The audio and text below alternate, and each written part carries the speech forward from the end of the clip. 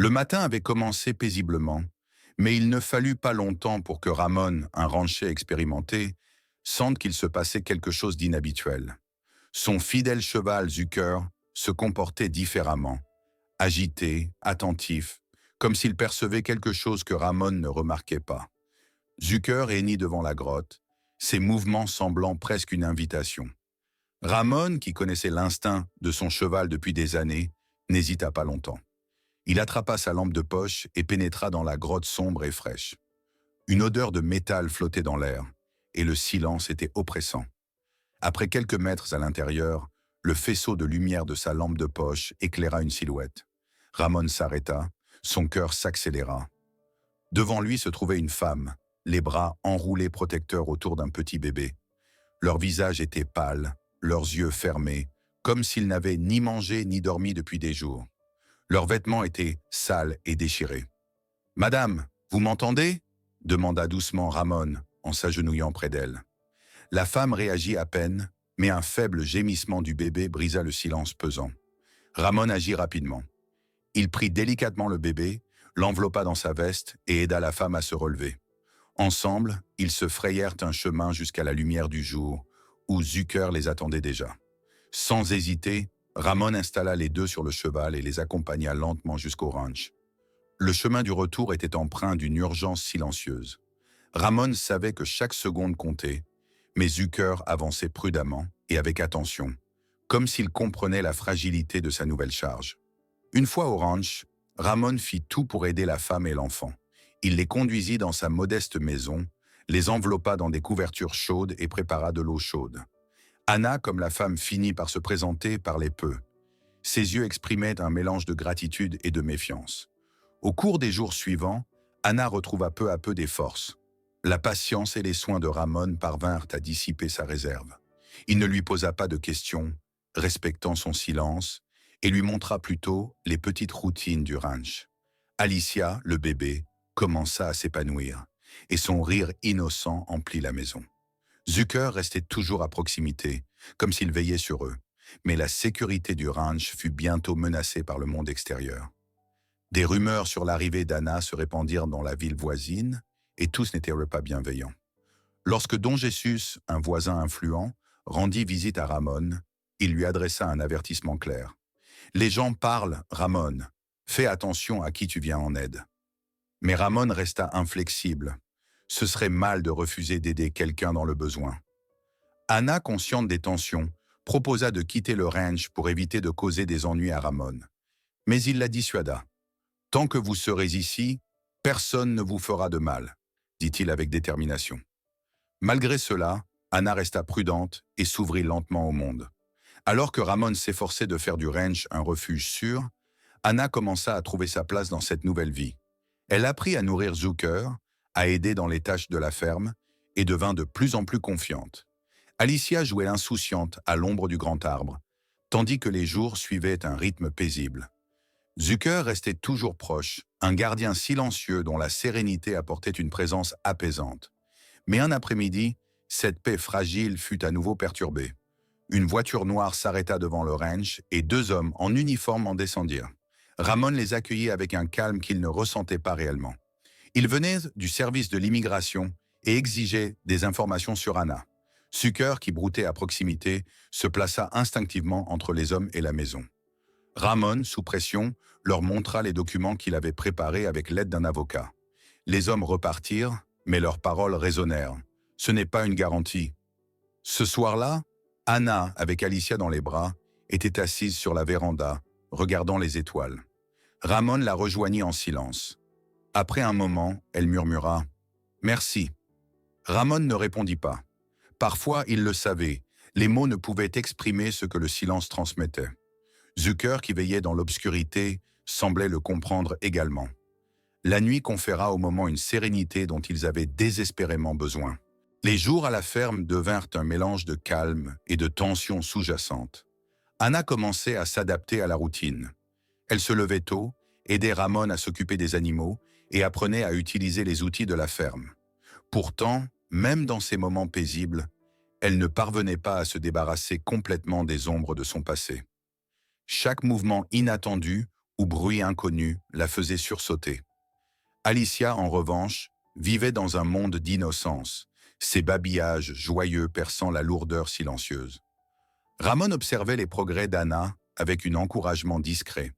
Il lui était difficile d'ignorer le fardeau qu'elle semblait porter, mais il savait que seul le temps et la patience pourraient l'aider. Zucker, avec son calme presque féerique, devint le fil invisible qui reliait tout. Le cheval suivait Anna et Alicia comme un compagnon constant, et sa présence apaisait leurs inquiétudes. Un après-midi, Anna prit une décision courageuse. « Don Ramon, commença-t-elle timidement, pourriez-vous m'apprendre à monter à cheval ?» Ramon releva la tête, surpris de son travail. « Bien sûr, » répondit-il avec un léger sourire. « Mais nous allons commencer doucement. Zucker est patient, mais nous ne voulons pas lui donner une raison de prouver le contraire. » Anna rit doucement, pour la première fois depuis son arrivée, et acquiesça. Les premières leçons furent maladroites. Anna était raide en selle, ses mains crispées sur les rênes comme si elle jouait sa vie. Zucker, pourtant, restait immobile et patient, ne bougeant que lorsque Anna commença à se détendre. Chaque jour, elle gagnait en confiance. Et bientôt, elle galopait aux côtés de Ramon à travers les vastes champs de la ferme. Ces moments de liberté faisaient disparaître ses soucis, même brièvement. Mais les tensions extérieures à la ferme ne s'étaient pas dissipées. Un matin, Don Jesus réapparut. Son regard grave et ses paroles murmurées indiquaient que la situation devenait critique. « Les gens parlent encore, Ramon. J'ai entendu dire que les autorités s'intéressent davantage à ta ferme. Sois prudent. » Ramon remercia pour l'avertissement, mais intérieurement, il luttait contre une inquiétude croissante. Il savait que son aide pour Anna et Alicia pourrait avoir des conséquences, mais sa conscience ne lui laissait pas d'autre choix. Anna percevait cette tension croissante. Elle s'impliqua davantage dans les tâches de la ferme pour justifier sa présence. Ramon remarqua ses efforts et tenta de soulager son fardeau. Ensemble, ils réparèrent une vieille clôture, plantèrent des légumes et ramassèrent du bois de chauffage. Ces activités simples créèrent une camaraderie silencieuse qui ne nécessitait ni beaucoup de mots ni d'explications. Au cours d'un de ces moments paisibles, un tournant se produisit. Alicia, qui jouait sans relâche sous le grand arbre de Zucker, éclata de rire lorsque Zucker baissa la tête pour la toucher doucement avec son museau. Anna s'arrêta et observa la scène. Un rare sourire apparut sur ses lèvres. « C'est comme s'il comprenait tout », murmura-t-elle. Ramon, qui travaillait à proximité, répondit simplement « Peut-être qu'il comprend ». L'harmonie fut toutefois bientôt troublée lorsqu'un après-midi, un véhicule inconnu emprunta la route en terre battue, menant à la ferme. Anna se figea, cherchant du regard Alicia, qui jouait non loin de Zucker. La voiture s'arrêta, et deux étrangers en descendirent. Ils ne portèrent pas d'uniforme, mais leur allure était résolue. Ramon s'avança, Zucker à ses côtés. Les étrangers se présentèrent comme membres d'une organisation d'aide, contactée par Ramon. « Nous sommes ici pour vous aider à traiter la demande d'asile », expliquèrent-ils. Anna resta sans voix. Le soulagement qu'elle ressentit fut mêlé d'une légère méfiance. Ramon la rassura cependant, lui affirmant que c'était la bonne démarche. Ensemble, ils s'assirent avec les étrangers pour discuter des formalités nécessaires. Zucker resta proche tout au long de la rencontre, comme s'il surveillait la situation. Lorsque les étrangers partirent, Anna et Ramon ressentirent un soulagement, bien qu'ils savaient que le chemin devant eux serait encore long et incertain. Ce soir-là, Ramon resta longtemps assis sur la véranda, contemplant les étoiles, tandis que Zucker se tenait à ses côtés. « Ce ne sera pas facile, mon ami », murmura-t-il en caressant le cheval. Mais au fond de lui, il ressentait une nouvelle détermination à offrir à Anna et Alicia la protection dont elles avaient désespérément besoin. Après la visite de l'organisation d'aide, une nouvelle phase commença à la ferme. Anna et Ramon se consacrèrent à la préparation des documents nécessaires pour la demande d'asile, une tâche qui exigeait à la fois du temps et de la patience. Entre les démarches administratives et le travail à la ferme, ils s'encourageaient mutuellement.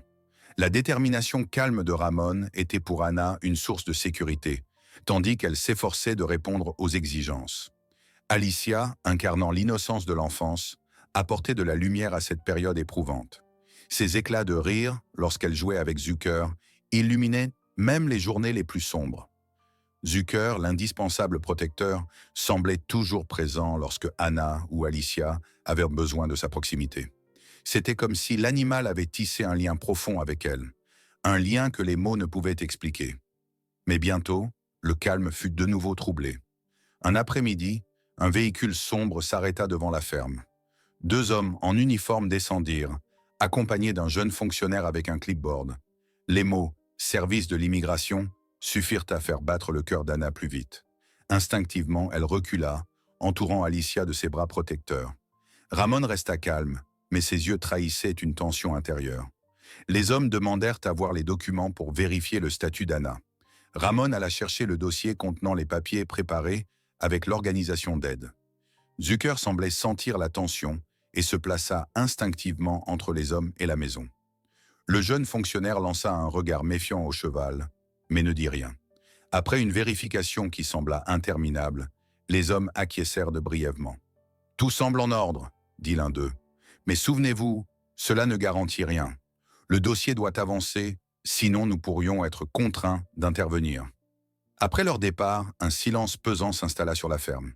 Anna était au bord des larmes, mais Ramon posa une main rassurante sur son épaule. « Nous trouverons une solution », dit-il avec une détermination qui ne laissait place à aucun doute. Ces mots redonnèrent de la force à Anna. Le lendemain, elle s'investit encore davantage dans le travail à la ferme. Elle voulait être plus qu'un poids. Elle voulait faire partie de la communauté que Ramon avait créée. Le temps passa, et avec lui, la confiance en elle d'Anna grandit. Elle apprit à monter Zucker, répara des clôtures et participa même aux soins des animaux. Alicia devint une petite exploratrice, parcourant chaque recoin de la ferme, toujours à l'ombre du cheval patient. Ramon observait ces changements avec une fierté silencieuse. Une nuit, tandis que les étoiles brillaient dans le ciel, Anna et Ramon s'assirent sur la véranda. Alicia dormait paisiblement dans les bras d'Anna. « J'ai l'impression que nous avons trouvé un véritable foyer ici », murmura Anna. Ramon hocha la tête. « Parfois, un foyer n'est pas seulement un endroit. C'est un sentiment de sécurité et des personnes autour de soi qui nous comprennent. » Zucker, qui broutait à proximité, sembla percevoir ces mots. Il releva la tête et poussa un léger hennissement, comme pour approuver. Mais le calme fut une fois de plus perturbé. Un après-midi, un autre véhicule arriva. Cette fois, ce n'étaient pas des fonctionnaires, mais des inconnus dont les intentions n'étaient pas immédiatement claires. Ramon s'avança pour les accueillir, adoptant une posture protectrice. Les étrangers prétendaient avoir entendu parler d'Anna et voulaient savoir si elle avait besoin d'aide. Leurs questions étaient gênantes, presque trop personnelles. Ramon, qui ne percevait pas de menaces évidentes, écourta la conversation autant que possible. Après leur départ, un malaise palpable demeura. Anna savait que sa situation continuerait d'attirer l'attention, et cela l'angoissait profondément. Le soir, alors qu'Alicia dormait, Ramon s'assit seul sur la véranda, les yeux tournés vers les étoiles. Zucker se tenait calmement à ses côtés, fixant l'obscurité. « Nous ne pouvons pas les abandonner », murmura Ramon en caressant doucement l'encolure du cheval. « Nous trouverons une solution, peu importe les obstacles. » Zucker souffla doucement, comme s'il comprenait, et ensemble, ils attendirent, vigilants et prêts, le jour suivant. Les tensions à la ferme atteignirent dans leur paroxysme lorsqu'un autre véhicule s'arrêta sur la route poussiéreuse. Cette fois, ce n'étaient ni des fonctionnaires ni des inconnus, mais des hommes dont les intentions paraissaient clairement hostiles. 3 personnes descendirent, leurs visages durs et leurs mouvements calculés. Anna, qui se trouvait dans la maison avec Alicia, ressentit immédiatement la menace et attira l'enfant contre elle de manière protectrice. Ramon s'avança sur la véranda, accompagné de Zucker qui restait près de lui, les oreilles dressées et dégageant l'assurance d'un gardien expérimenté. La chef du groupe, une femme au regard perçant, parla la première. « Nous savons que vous cachez quelqu'un. Ce serait mieux pour vous de nous la remettre. » Sa voix était froide, presque mécanique. Ramon croisa les bras sur sa poitrine. « Je ne sais pas de quoi vous parlez, » répondit-il calmement mais fermement. La femme laissa échapper un rire bref et désigna la maison du doigt. « Vous ne pouvez pas nous mentir. Nous savons qu'elle est ici. » L'atmosphère était électrisante, et Ramon savait qu'il ne devait pas gaspiller plus de mots. « Ceci est une propriété privée. Vous devriez partir, » déclara-t-il sans détourner les yeux du groupe. La femme hésita, puis fit un geste. Les hommes s'avancèrent, mais avant qu'ils ne puissent en faire un pas de plus, Zucker poussa un hennissement puissant et se plaça entre Ramon et les intrus. Le cheval secoua la tête et frappa le sol de ses sabots, affichant une force impressionnante et intimidante. À l'intérieur, Anna observait la scène à travers les rideaux. Son cœur battait à tout rompre, mais elle savait que Ramon et Zucker faisaient tout leur possible pour les protéger. Alicia s'accrochait à elle, enfouissant son visage dans son épaule. La confrontation s'intensifiait. La femme leva une main pour retenir ses hommes et regarda Zucker avec une prudence non dissimulée. « Il semble que votre cheval tienne beaucoup à vous protéger, » dit-elle avec un sourire narquois. Mais le regard de Ramon restait inébranlable. « Vous devriez éviter de le sous-estimer, » répliqua-t-il. Un silence tendu s'installa avant que la femme ne se retourne et n'ordonne le repli. « Cette affaire n'est pas terminée, » dit-elle avant de monter dans le véhicule. Les hommes la suivirent, et bientôt, la voiture disparut dans un nuage de poussière. La nuit qui suivit à la ferme fut silencieuse, mais une tension lourde pesait dans l'air. Anna dormit à peine, et Ramon resta longtemps éveillé sur la véranda, Zucker fidèle à ses côtés. « Nous avons envoyé un message, » murmura Ramon, « mais je crains que ce ne soit que le début. » Le lendemain matin, la ferme commença à se préparer à l'inévitable.